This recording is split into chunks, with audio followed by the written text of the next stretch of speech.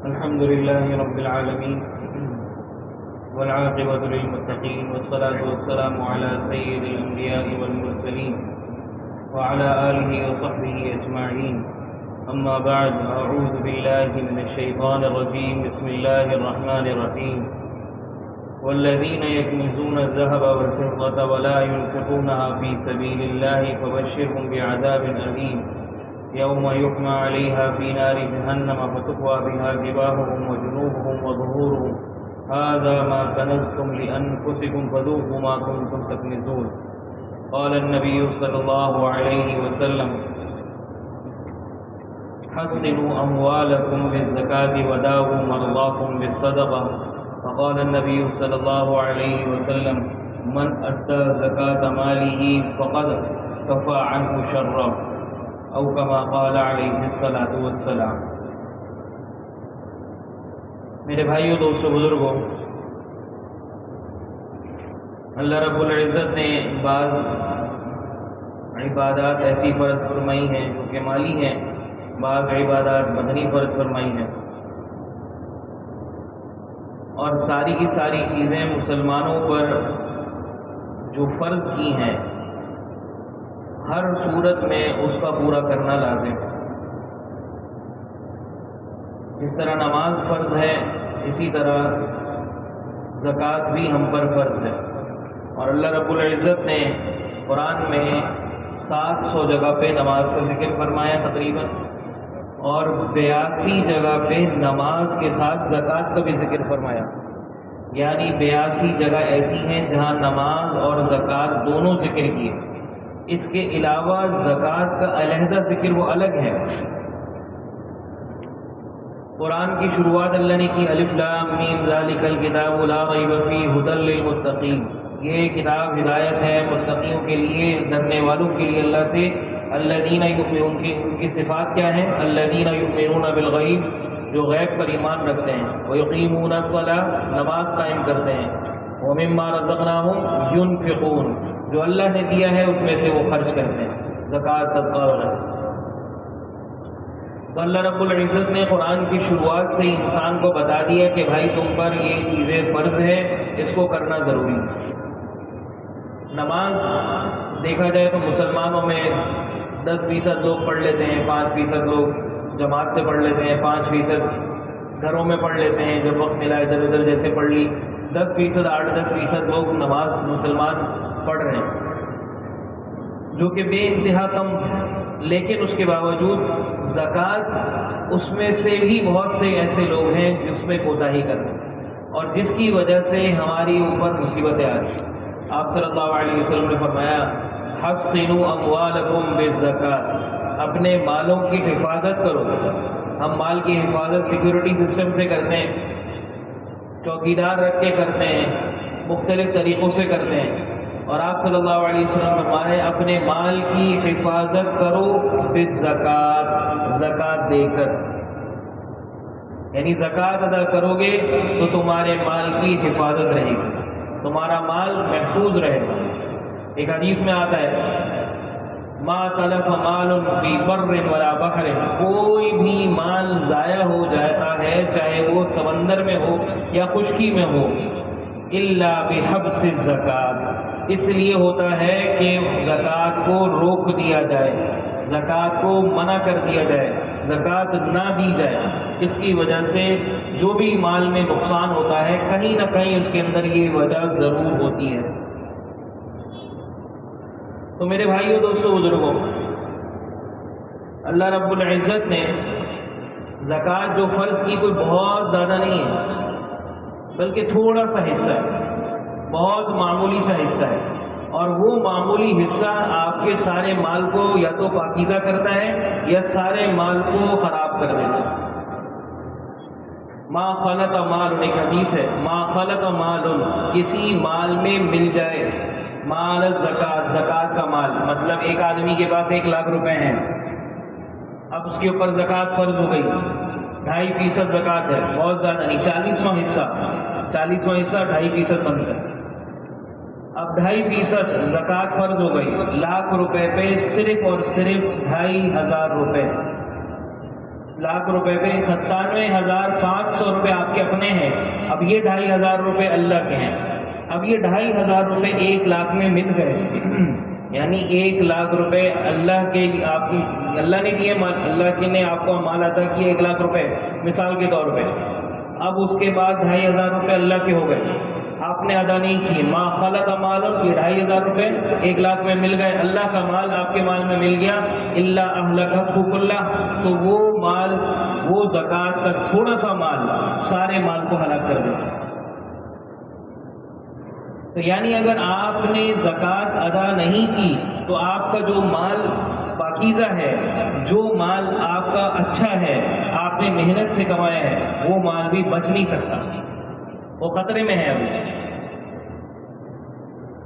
तो मेरे भाइयों, दोस्तों, बुजुर्गों, अल्लाह रब्बुल इज़्ज़त ने ये फरीज़ा हम पर लाजिम किया है। और अमूमन लोग जो है वो रमज़ानों में इसका हिसाब किताब कर रहे होते हैं, या रमज़ान में ख्याल आता है कि हम रमज़ान में ज़कात अदा करें, या उन्होंने एक तरतीब बनाई हुई होती है पहले रमज़ान से। तो मेरे भाइयों, दोस्तों, बुजुर्गों, जो आदमी ज़कात के हिसाब में बैठता है, यानी जो आदमी ज़कात का हिसाब किताब करने के लिए बैठता है, उसके लिए स्याही खर्च करता है, उसके लिए कलम खर्च करता है, उसके लिए चाहे वो कैलकुलेटर से या एक्सेल की या वो कंप्यूटर पे किसी भी तरीके से वो हिसाब करता है, जो भी उसके ऊपर सर्फ हो रहा है वो सब का सब उसके लिए अजर का बाइस है। तो मेरे भाइयों, दोस्तों, अल्लाह रब्बुल इज़्ज़त ने कुरान में इतनी ज़्यादा ताकीद नमाज की और ज़कात की फरमाई है कि इसकी कोई नज़ीर नहीं, उसकी मिसाल नहीं है। सहाबा रिज़वानुल्लाह अलैहिम अजमईन के पास माल था, मुनाफिक लोग माल देने से डरते थे, यानी ज़कात देने से डरते थे। अल्लाह ने कुरान नाज़िल किया, ये मुनाफिकों के लिए है जो कि आज मुसलमानों के लिए बन गए। वल्लज़ीना यकनिज़ूना ज़हब वल-फ़िज़्ज़ा, जो लोग सोना और चांदी वो चीज़ है जिसमें हर सूरत ज़कात होती है, यानी कोई सूरत ऐसी नहीं होती कि सोना और चांदी पर ज़कात ना हो, उसमें हर सूरत पे ज़कात है और हर एक के नज़दीक ज़कात है। वल्लज़ीना यकनिज़ूना ज़हब वल-फ़िज़्ज़ा, जो सोने और चांदी को सेद कर रखते हैं, महफूज करके रखते हैं। वला युनफ़िक़ूनहा फ़ी सबीलिल्लाह, और अल्लाह के रास्ते में खर्च नहीं करते, यानी ज़कात नहीं देते। फ़बश्शिरहुम बिअज़ाबिन अलीम, आप उनको सख्त तरीन ऐसे अज़ाब की खुशखबरी सुना दें जो दुख देने वाला है। खुशखबरी सुना दें, अल्लाह ने कुरान में ये लफ्ज़ इस्तेमाल किया कि अज़ाब की खुशखबरी सुनाएं उनको।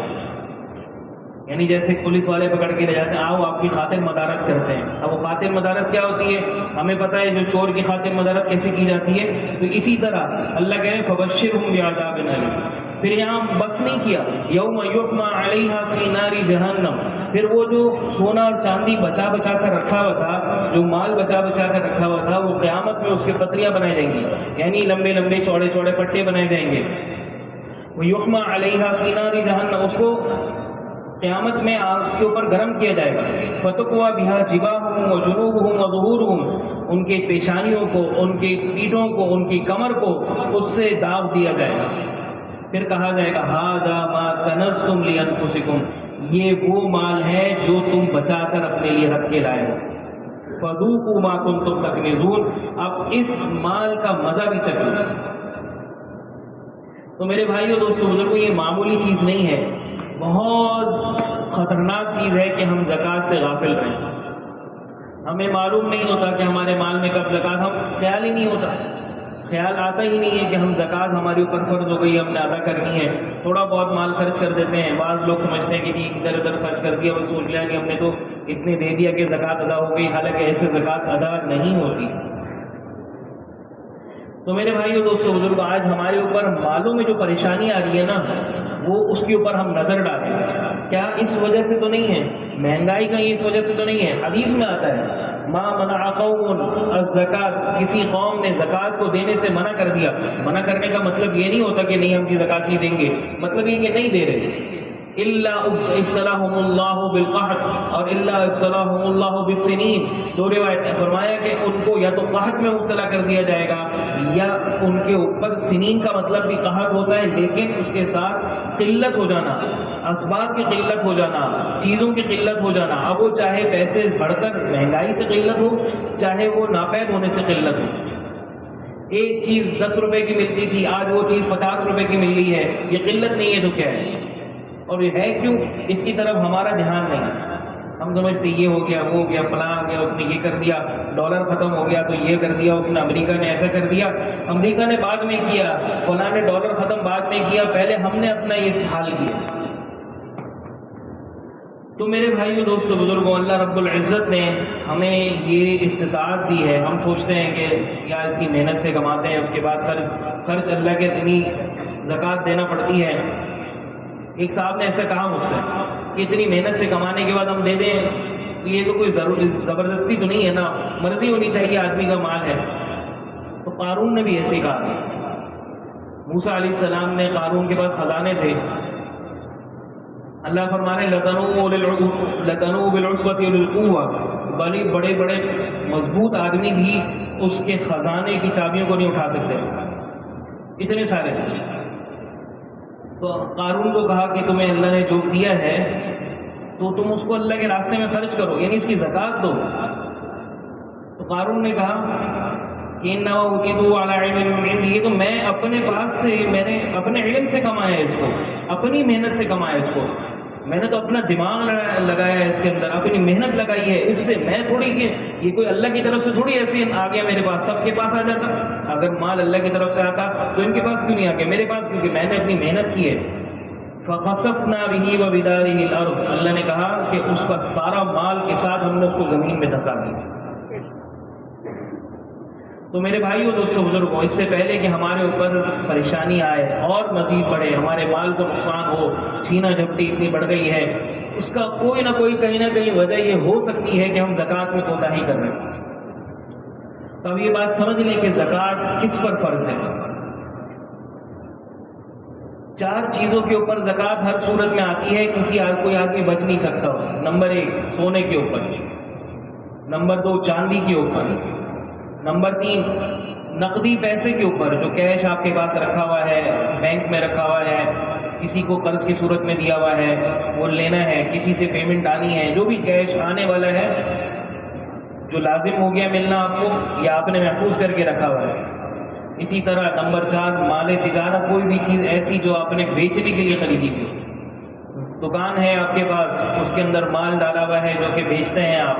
کوئی بھی ایسا کاروبار ہے جس کے اندر چیزیں بنا کر بیچتے ہیں آپ، تو مال تجارت جسے کہا جاتا ہے. کوئی بھی پلاٹ لیے ہوئے ہیں جو کہ بیچنے کے لیے ہے، گاڑیاں لی ہیں بیچنے کے لیے، استعمال کے لیے نہیں، بیچنے کے لیے.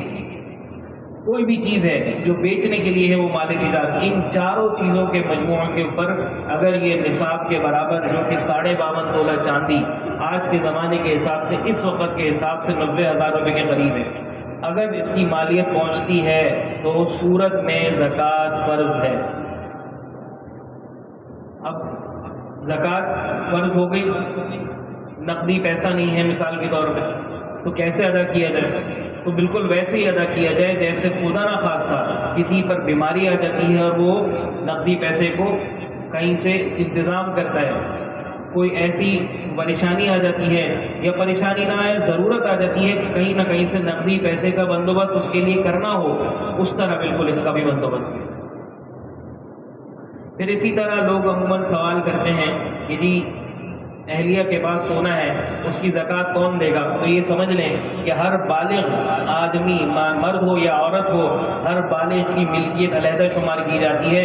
بیوی ہے اس کی علیحدہ ملکیت ہے، شوہر ہے اس کی جو علیحدہ ملکیت ہے، ان ملکیتوں کے اعتبار سے دونوں پر زکوٰۃ فرض ہے. لیکن ہوتا یہ ہے کہ عورتیں کمانے تو جائیں گی نہیں باہر، عورتیں اپنا گزر بسر تو ان کا شوہر کے ذمے ہوتا ہے، تو زکوٰۃ بھی شوہر کو ہی دینی چاہیے. اگر نہیں دیتا بالفرض تو شوہر گناہگار بعد میں ہوگا، بیوی پہلے گناہگار ہوگا، اور وہ مال اس کا ساتھ اپنا مال بھی خطرے میں پڑ جائے گا. یا تو رکھے نہیں، اور رکھا ہے تو پھر زکوٰۃ دے. تو میرے بھائیوں، دوستوں، بزرگوں، ہم یہ بات ذہن میں رکھیں کہ اللہ رب العزت نے جو ہمارے اوپر فرائض پورے دیے ہیں، اگر وہ ہم نے نہیں ادا کیے تو ہم نقصان میں. کیوں؟ اللہ رب العزت کا اصول ہے ظہر الفساد فی البر والبحر بما کسبت ایدی الناس. جو بھی پہلی پریشانی آتی ہے چاہے خشکی میں ہو چاہے تری میں ہو وہ تمہارے اپنے ہاتھوں کی کمائی کی وجہ سے آتی ہے. تمہارے ہاتھوں کی کمائی کی وجہ سے تمہارے اوپر یہ پریشانی ہے, نہ کہ تمہاری اس لیے پریشانی ہے کہ فلاں نے یہ کر دیا. ہمارا سارا زور سیاست پہ اور سیاست دانوں پر ہوتا ہے کہ ان کی وجہ سے ہم پریشان ہیں, اور اللہ کہہ رہے تم سیاست دانوں کی وجہ سے پریشان نہیں ہو. ایک حدیث میں صاف صاف آتا ہے کہ انما القلوب بین اصابع الرحمن, لوگوں کے دل اللہ کی انگلیوں کے درمیان ہیں, جہاں چاہے اللہ پھینک دے. اگر تمہارے اوپر کوئی ایسا بادشاہ مسلط ہو جائے جو تمہارے اوپر ظلم کرے فلا تدعوا علیہ, تو اس کو بددعائیں مت دو, اس کو برا بھلا مت کہو, اس کو گالیاں مت دو, ولکن تضرعوا امامی, میرے سامنے آہوزاری کرو, میرے سامنے کرو گے. حولت قلوبہم الی الرأفۃ والرحمہ, جب تم میرے سامنے اگر آہوزاری کرو گے مجھ سے مانگو گے تو ان کے دل تو میرے ہاتھ میں, میں ان کے دل اس طرح پھیر دوں گا کہ تمہارے لیے بھلائی کریں گے وہ.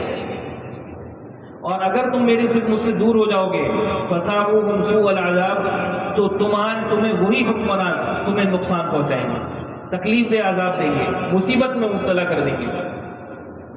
تو میرے بھائیوں ہم کسی اور کو قصوروار نہ ٹھہرائیں کہ فلاں نے یہ کر دیا, اس نے یہ کر دیا, اس نے ایسا کر دیا. ہم اپنے مال کو دیکھیں, اپنی چیزوں کو دیکھیں, اپنے اعمال کو دیکھیں. اتنا زبردست اتنا بڑا رکن ہم اس کو چھوڑ رہے ہیں. حدیث میں زکوٰۃ قنطرۃ الاسلام, زکوٰۃ اسلام کا برج ہے, ایک پل ہے, یعنی جو سارے اعمال کو جوڑ کر رکھتا ہے. ایک حدیث میں آتا ہے جو زکوٰۃ نہیں دیتا اس کی نماز قبول نہیں. تو اتنے اہم چیز کو ہم چھوڑ دیں اور اس کے بعد ہم ادھر ادھر کہتے ہیں کہ فلاں نے یہ کر دیا, فلاں نے یہ کر دیا. تو یہ نادانی ہے, ہماری اپنی غلطی ہے کہ ہم عمل کو پورا نہیں کرتے اور اس کے بعد نقصان ہوتا ہے تو کسی اور کو قصوروار ٹھہراتے. اس لیے میرے بھائی اپنے علماء سے پوچھیں, جس سے دل مطمئن ہوتا ہے اس سے پوچھیں کہ بھائی ہمارے اوپر زکوٰۃ فرض ہے نہیں ہے تو کتنی ہے, کیسے دینی ہے, کس کو دینی ہے, کب دینی ہے, کس طرح حساب کرنا ہے. یہ پورا باب ہے بہت بڑا, اس کو سیکھیں, پوچھیں علماء سے. کسی بھی علماء سے, کسی بھی عالم سے کوئی سے دل مطمئن ہوتا ہے پوچھ لیں اور اس کے مطابق عمل کریں. اللہ تعالی ہم سب کو عمل کی توفیق عطا فرمائے. وآخر دعوانا الحمد للہ رب العالمین.